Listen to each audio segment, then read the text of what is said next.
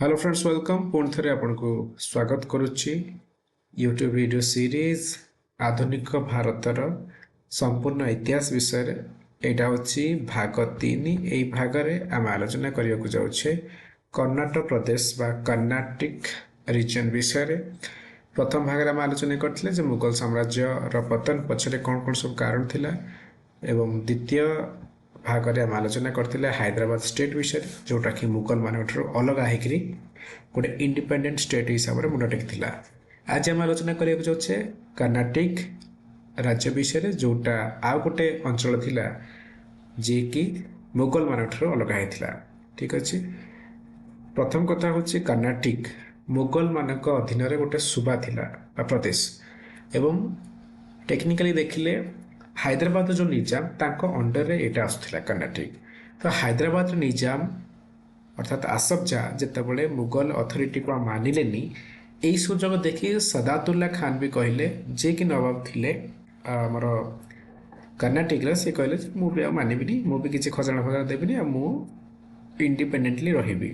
ठीक अच्छे, जो तेरा लोकेशन कथा आम देखा दक्षिण भारत में यहाँ अवस्थित मेनली आज जो तमिलनाडु अंचल ताको कभर करुच्ची। आपको कर्नाटिक ऑफ अर्कोट भी कहुए, अर्कोटर राजधानी थिला।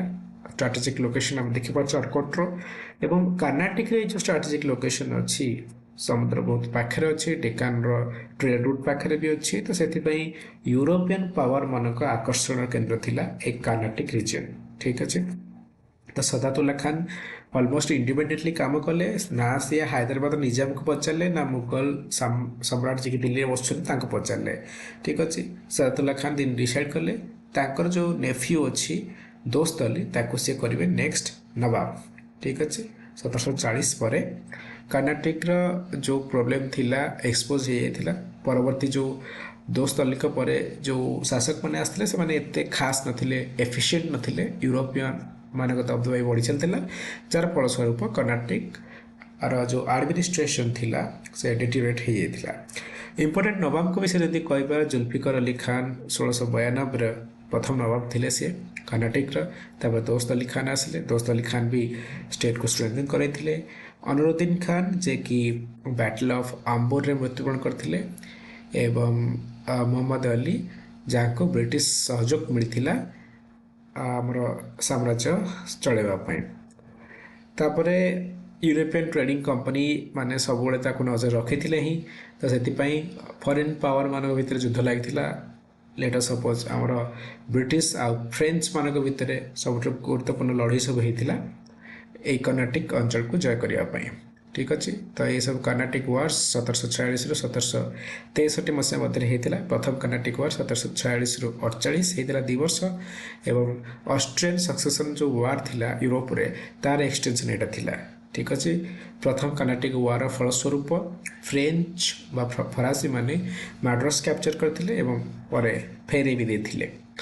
ये सब विषय में डिटेल आलोचना करवा, पूरा गोटे गोटे वीडियो आलोचना करवा कर्नाटिक वार ये सब विषय। द्वितीय कर्नाटिक वार होता आमर 1749 ରୁ 1754 एवं सक्सेसन डिस्प्यूट को लेकर वार्टा होता बैटल ऑफ आम्बोर भी यही वार टाइम बैटल ऑफ आम्बोर मुझे कहूली जे अनुरुद्दीन खान जे कि जड़े नवाब थे कर्नाटिक से मृत्युवरण करते।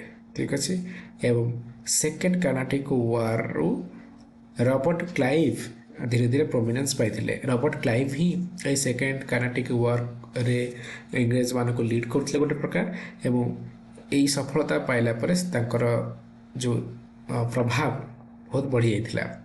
ठीक अच्छे, थर्ड कर्नाटिक वार 1758 ରୁ 1763 मसीहा जाए लड़ा जाता एवं 7 ईयर वार ये गोटे पार्ट थिला एवं ब्रिटिश माने एथिरे विजयी होते। ठीक अच्छे, थर्ड कर्नाटिक वार परिणाम स्वरूप फरासी मानकर भारत को कंट्रोल कर स्वप्न मिल जाता। तापरे आमर कर्नाटिक वार पर ब्रिटिश जिते कंट्रोल कले सबकि नवाब ऑटोमेटिकली गोटे पपेट रूलर परिणत हो गले, सखी कंढे हो गले ब्रिटिश मान हाथ में। ब्रिटिश मैंने जहाँ चाहूले कर्नाटिक नवाब से ही करते। धीरे धीरे कर्नाटिकटा सब्सिडरी आलायंस भितर को पलि आसला। सब्सिडरी आलायंस विषय आम गोटे पर्टिकुलर वीडियो करवा से विषय आलोचना करवा। ठीक अच्छे, अब पर 1801 कर्नाटिक को कब्जा कर लिया गला लॉर्ड वेल्सली द्वारा। हिस्टोरिकल इंपोर्टेंस विषय आम आलोचना करवा ब्रिटिश पॉलिटिकल डोमिनेंस आरंभ गोटे प्रकार एठू कर्नाटिक कंट्रोल रु एवं यूरोपियन और इंडियन इंटरनल कॉन्फ्लिक्ट भी कर्नाटिक वार सब दिखाए ठीक अच्छे। तो ये थिला हमर कर्नाटिक अंचल विषय किपरि भाव ये मुगल मान अथॉरिटी निज अलग कला और धीरे धीरे यूरोपियन मान फांसी पड़गले से सब विषय आलोचना कले। नाउ टाइम आम ए डिस्कसन रिलेटेड किसी एमसीक्यू भी अटेंड करनवा। So first question, the Carnatic state was located mainly in present day। आज को राज्य से अच्छे जो मेनली कर्नाटिक वार होता ठीक अच्छे। कर्नाटिक बा कर्नाटिक ऑफ अर्कोट सॉरी यहाँ मेनली तमिलनाडु अंचल थिला ठीक अच्छे। नंबर 2 को जी the Carnatic state was originally part of the डैश कहार यहाँ पार्ट थिला मुगल एम्पायर ना डेक्कन शताब्दी मुगल एम्पायर ना मराठा कन्फेडरेसी ना विजयनगर एम्पायर।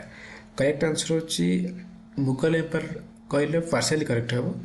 करेक्ट आंसर होची Deccan Subah of Mughal empire. Mughal empire Deccan जो प्रदेश थिला ता अंडर एटा आसथिला तो सेति पे तो हैदराबाद रो निजाम को अंडर एटा आसबा कथा ठीक अछि। Number 3 who was the first Nawab of the Carnatic. Carnatic प्रथम नवाब के थिले सादत खान, दोस्त अली खान, जुल्फिकार अली खान ना अनुरुद्दीन खान। करेक्ट आंसर है जुल्फिकार अली खान। जुल्फिकार अली खान आमर 1692 कर्नाटिक नवाब होते।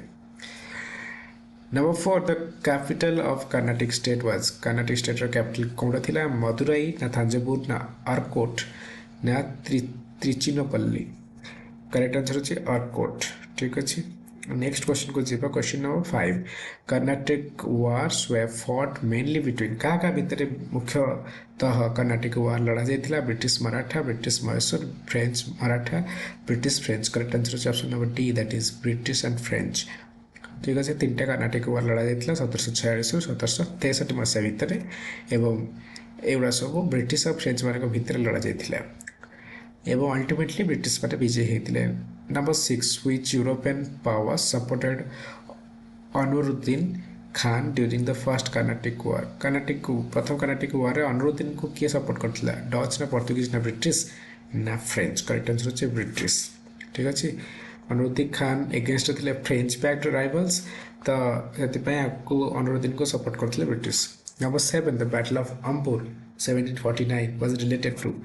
बैटल ऑफ अंबुर एटा को वार साथ रिलेटेड फर्स्ट कर्नाटिक वार ना सेकेंड कर्नाटिक वार ना थर्ड कर्नाटिक वार ना मैसूर फोर्स। करेक्ट आंसर है option number B that is second Carnatic war ठीक है। Battle of Ambur second Carnatic war under जाउछि। This is the last question of this video. Number 8 which नवाब of Carnatic was killed in the battle of Ambur. Battle of Ambur रे को Carnatic नवाब मृत्युवरण करथिले दोस्त अली खान ना अनुरुद्दीन खान ना मोहम्मद अली ना चंदा साहिब। करेक्ट आंसर है option number B that is Anwaruddin Khan ठीक अच्छे। अनुरुद्दीन खान आमर चंदा साहिब एगेंस्ट लड़ते चंदा साहिब फ्रेंच मान समर्थन पाई अनुरुद्दीन खान पाई समर्थन ब्रिटिश मान। सो ये थिला discussion related to the formation and spread of Carnatic kingdom. आशा कर वीडियो आपको हेल्पफुल होती जब वीडियो हेल्पफुल होती क्वेश्चन अटेंड कर कॉन्फिडेंस बढ़ी then please like this video subscribe this channel comment करके हमको एनकरेज भी करें। वर्तमान में धन्यवाद।